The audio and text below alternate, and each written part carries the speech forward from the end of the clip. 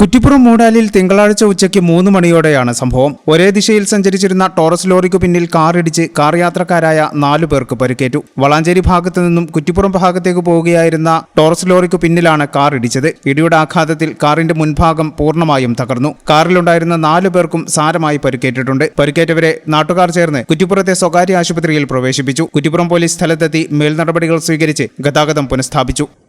ഈ channel news Kuttippuram. BSc optometry ഒരു professional കോഴ്സാണ്. ഇതൊരു പ്രാക്ടിക്കൽ ഓറിയന്റഡ് കോഴ്സും കൂടിയാണ്. ക്ലാസ്സിൽ പഠിക്കുന്നതിനേക്കാൾ ക്ലിനിക്കൽ എക്സ്പോഷർ കൂടുതൽ വേണ്ടൊരു മേഖലയും കൂടിയാണ്.